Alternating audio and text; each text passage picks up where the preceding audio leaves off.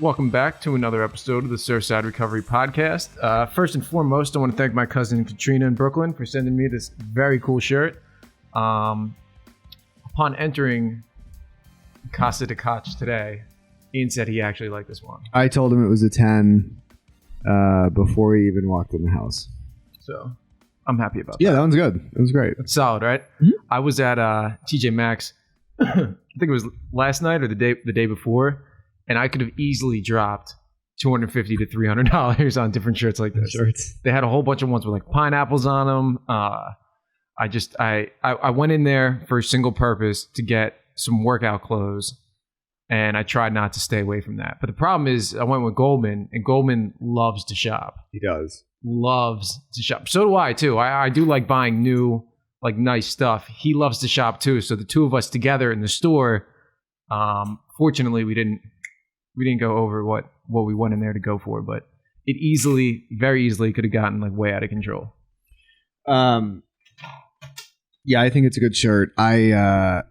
Your other shirts aren't bad. I'm just not going to give you a quick 10 right off the bat for a non-10 shirt. Right? Based on other people's ratings. I mean, people who are giving you 10s on the white one with the little anchors, that's got to be at least 100. Before we get started, just as a reminder, families, friends, people looking for help, please don't hesitate to give us a call. 609-709-4205. That forwards to me most days. Some days you'll get Nick. Yeah, whatever it may be, men, women, young, old, looking for some sort of service, trying to figure something out, please don't hesitate to give us a ring. Mm-hmm. Also, I would like to say to the families who are watching this, I talked to a father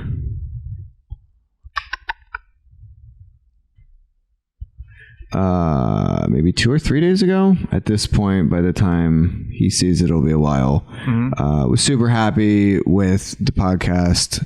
Some of the topics, again, folks, don't hesitate to shoot us a message, slide in our DM, whatever it may be, with any topics or anything we can do, information that you want to talk about. So. Mm-hmm. So you had mentioned you have some sort of idea or something that you want to cover today. Yeah, I'm a little under the weather, so I haven't really, I'm not firing on all cylinders today. Sure. Yeah, I think we should talk about Charlie, go away. Always right when we start. Uh-huh. He's got a sixth sense or something like that. He knows I'm not paying attention to him. That's the problem. Yeah, I kind of wanted to talk a little bit about enabling and what that looks like. Mm-hmm. Maybe not even what it looks like, but like how it can hurt. And I think the difference between like enabling and helping, mm-hmm. which can be a very, very, very messy line. And it's probably a little bit different too, depending on the situation. Sure. Right? I think they're literally, if you think of like a 1 to 10 meter, somewhere it literally goes from helping to enabling. Mm-hmm. Very, very quickly. We were talking about, I talked with a father recently about, his son and paying for rent and, helping out with different finances and getting the car back and, all these types of things. And, the interesting thing is, this father was very like, you guys tell us what to do. We've gotten this far with your advice. Just keep telling us what to do. We'll follow the directions. And mm-hmm. that's really nice. He said it's incredibly humbling and if I'm misquoting this, I apologize. But he said it's humbling to think that like we're teaching his son how to grow up. And he wasn't able to do that. Right. I talked to another mom yesterday. Her son, so they were interested in Surfside. Her son had been to 3 partial care programs out in Pennsylvania, partial care with housing programs in Pennsylvania. He was in a rehab in New Jersey. Kind of runs his own show when he's in rehab. Right. You know, mom, whatever. Mom kind of lets him run his own show. Dad helps him do his homework. All of his friends have like graduated college. This kid can't get through college. Oh, so he's actually helping him with like his school. Oh, dad will like legitimately like do his schoolwork like for him. You know, and the family doesn't see it as a issue. We're good. So the family doesn't see it as an issue, and whatever. So this kid gets out of rehab, doesn't want to do any sort of structured program, of course. So, you know, because he doesn't want to, mom and dad are like, well, you know, we'll continue to help him. So they spent the money to put him in an unstructured sober house. Of course, the place says they're structured, but they're not. We wrote, just so you know, on sobernj.com under articles, there's a article that's basically the difference between like structured and accountable. Two very different things. A lot of places use the term structured, but there is no structure. There is some accountability, which is different. They almost use the word accountability interchangeably with structure. Why don't you explain that a little bit? So further. like accountability is like me saying like, Brian, you have to be home by 10 o'clock. And then if you're not home by 10 o'clock, me saying to you like, Brian, why weren't you home at 10 o'clock? Structure is when there's like literally a structure, right? Like if you think of high school, scheduled, there is a schedule. You have to follow that schedule. If you don't follow that schedule, there are some sort of consequences, repercussions, things of that nature, which by default you will become accountable. Right? Like because of the consequences, you will become accountable. But if there is no structure, I mean, a lot of people can't be accountable. That's one of the problems with folks getting sober, is that they don't know how to be accountable for their actions. So, you know, this mom put him in this house, you know, and she was basically saying like, you know, you can't have the car and da da da da da. So he told her he was going to come and get the car. He had one of the kids in the sober house bring him home. He got the keys while she was at work and took the car. Crashed the car, got a DUI, got arrested. So he got arrested for the DUI. 2 days later, he got arrested because he nodded out at a Wawa. So obviously he started using right after he got the car. Right. That was always my MO too. Like whenever I got like a car back within coming out of treatment, I was done. Like car, paycheck, Camden. Done. Yeah, it's like really quick in succession. You could just like see it coming from a mile away. Yeah, this kid took money out of a bank account, some joint account, whatever. So ultimately, long story short, so I say to the mom, you know, well, why did you give him his car? And she's like, well, it's his car. I was like, but is it in your name? And she said, well, no, it's in his name. Which is good because then she's not liable for anything that happens. If anything bad happens. Right. So that's good. But apparently she pays the car payment. She pays the insurance. So then again, I said to her, well, like, how did he get this car? Well, we gave it to him. So here's a kid who's now been in 5 treatment centers over the past 2 years, and they gave him a car.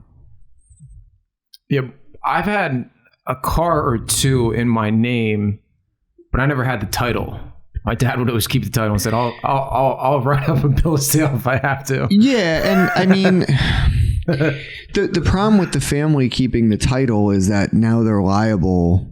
Like if they're holding it and it's in your name, that's another story. But that's what it was. But this is, you know, mom legitimately thought she has been helping her kid, right? By like buying him groceries, giving him a car, putting him in a sober house, and letting him do whatever he wants. Now she's done this multiple times, right? So think about how much money, right? A lot of families don't get it, that like if someone's going to be in, we'll say an $800 a month sober house and they're going in out of treatment, you've got the first weeks or whatever in the move-in fee first month. So let's say that's $800. Right. And then you've got food. So now we're up to whatever $100 a week, more or less. At least. Yeah. So potentially within the first month, you're right off the bat, you're at $1,200. Well, what about the cell phone? So that's at least $50. Mm-hmm. What about transportation? Right. So if you're paying for the car, let's say you're paying for the car and the insurance. So now you're at $500, not counting the gasoline. Mm-hmm. Right. So without any sort of real supervision or structure or even potentially accountability, you're paying $2,000 a month for nothing. And families don't realize like how fast that goes. And the mom couldn't see that she was enabling her son consistently to do what he wants. Yeah, that's actually a really interesting way to put it. If you kind of break down by the numbers like that, because I know I've heard from a lot of people that the cost at Surfside seems like insurmountable. Expensive, yeah. But when you compare it to what you just said, it's like, oh. It's double for a whole bunch of stuff. So the mom says to me, well, if I would have put him at Surfside, this whole situation, now we would have just spent more money. And I was like, but how do you figure? Your son still wouldn't have his phone because he would have been on the 30-day blackout. Right. We wouldn't allow him to have a car until he was in phase 3. He wouldn't have had access to any money.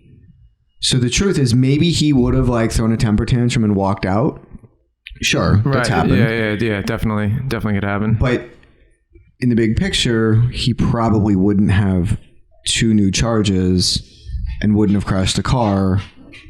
And now we wouldn't have to deal with like lawyers and fines. Right. And yeah, sometimes it takes what it takes, though. You know? Yeah, it takes what it takes. And I look, and I'm not saying like we're the end all. Right. That's not what this is about. This is about, families learning what is the difference between helping your son and what is the difference between enabling your son. Mm-hmm. We are dealing with another situation where, not even we. There's a situation that I've been helping a family with where,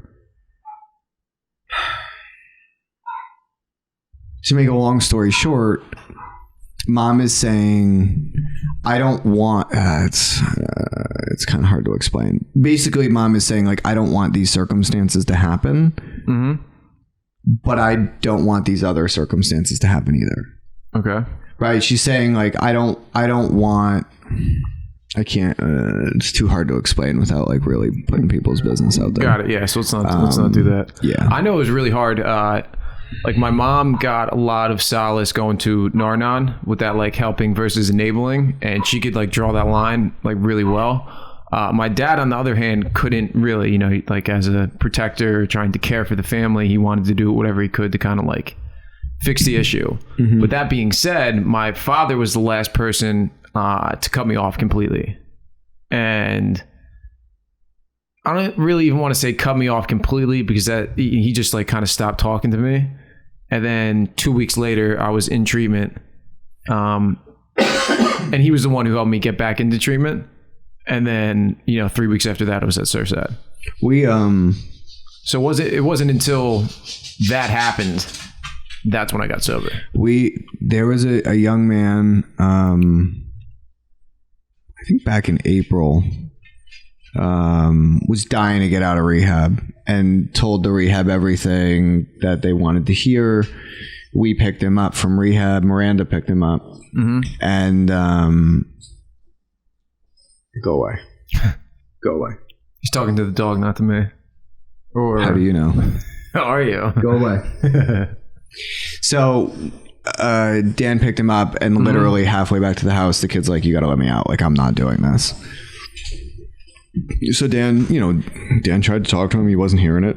Right. So we let him out of the car. I called the dad and said, I'm sorry, your son didn't make it, and this is what happened. And he says, what do I do? And I said, you need to let your son have his experience. Right. Let him do his thing, so to speak. Like, that sucks, but let him have his experience. And dad did. Mm-hmm.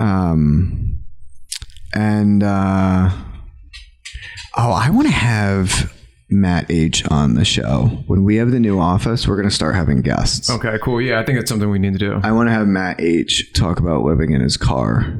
because this is somebody who's in our program who's about to celebrate a year sober. Mm-hmm. I hope he watches this because he's doing really good. Matt, if you're watching this, text me because we're gonna have you on. But he same situation, right? Like I kept saying to Matt's mom, like I said to this father, just leave him be, like let him figure it out, right? And this kid called his dad yesterday. I guess he, relapsed, overdosed again, whatever. He's in the hospital. We're not talking about Matt H. No, we're not talking about Matt. And this father basically, called, and I guess his son is saying, I'd really like to come to Surfside. Matt was living in his car, and his mom kept saying, like, what do I do? What do I do? And she's definitely watching this, and she should get super kudos for following directions. Right. And I just kept telling her, like, leave him alone. Like, do not give him anything. He'll figure it out. Like, he'll want help. And I think it was like maybe 3 or 4 months from her initial call. And finally he reached out to her and was like, I need to do something. And, and he says all the time, like, I can't believe he told my mom to let me be homeless. And, and look where he is. I mean, we work out with, because Brian does CrossFit, if you didn't know, we work out with his boss, and here's a kid who like came in so broken and has gotten like multiple raises within the first couple months. Mm-hmm. And doing really well, and his mom held her boundaries and, let him fall apart. Yeah. I think that gave him that dignity, which is like really tough. Yeah. I think that was really what made the difference with me, is that, all my family kind of starting to like let go, one at a time. And it wasn't until really like they were all gone and I kind of like realized the seriousness of the situation that I was in. That's when I made the change. Yeah. So, and then I talked to another mother yesterday, and she's going through it with her kid. Same situation. He a series of bad decisions. Mm-hmm. And she's like, what do I do? Nothing. Right. It's like a matter of time until he runs out of money, and then says, hey, can you help me? But this is a kid who's been lying to a whole bunch of people for months and months and months, if not years, and playing this game, and mom is finally in a position where she's willing to allow him to be homeless. She's willing to let him live in a hotel. Right. And in these circumstances, I mean, look at your roommate, same situation. His parents let him live in his car. He was drinking Listerine. Yeah. And he'd been to how many treatment centers? I don't know, probably just as many as me. Yeah. No more. And what it took was him living in his car.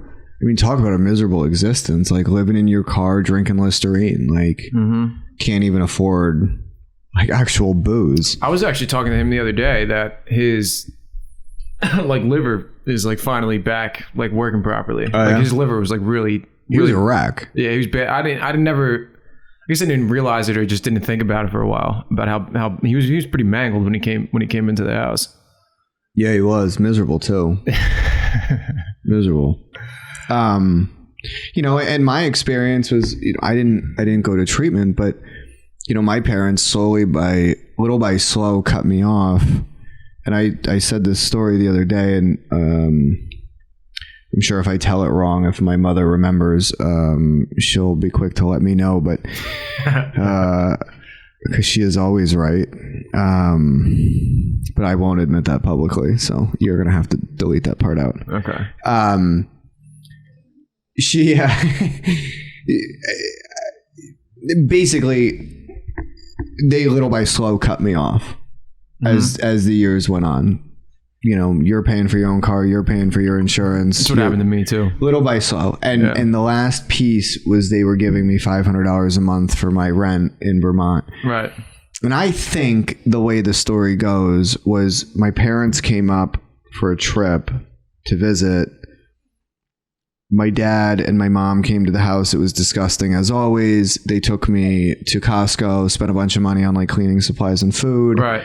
We got back to the house, put everything away, and I was like, okay, you guys got to go. I have to go to a party. My parents left. What I didn't know is they got in the car. I think this was the beginning of the end. They got in the car, and my dad was like, we're going home. My mom cried. They didn't go home. But ultimately, that was the beginning of them saying, like, you're paying for yourself. Right. And if you think about it, it was $1,500 that caused me to get sober. 3 months of me having to pay $500 for my rent. That was what broke me. Yeah, whatever works. You know, it was like between, but it's all the same principle. Yeah, between that and a dog. Yeah. Like, it was just that's what it was. Like, I just didn't have enough money. That little bit of money, that $500 they were giving me, was just enough that I could still like manage some sort of hustle. Right.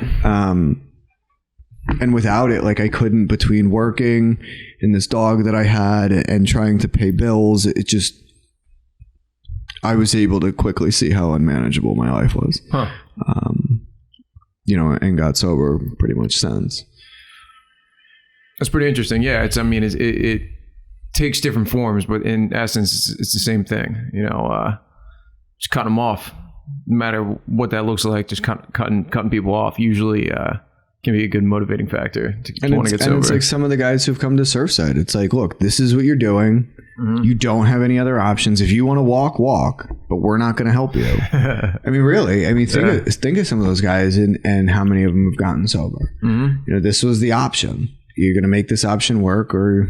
Yeah, that's what it was for me. It was either this was the last shot, like the real last shot, and I knew that too coming in. Yeah. So that's, you know, kind of a difference between, you know, support versus enabling. Do you have anything else to kind of add on to that topic? You need to trust your intuition. Mm-hmm. Like, if you think it's a bad idea, it probably is. It's good life advice. At least ask. You know what I mean? Like, reach out, like, call us, like, you know, ask for help. Like, ask if it's like a bad idea. Mm-hmm. Cool. I think that's solid advice. Yeah, reach out, ask for help. As always, you can, you know, call Ian. What was the number? 609-709-4205. Or, you know, you can get at us on Facebook. Check out our blog at soberNJ.com. We got a bunch of different articles. My first article should be coming out kind of soon. It's talking about having fun in recovery. It's not just bowling anymore. So stay tuned for that. Thank you.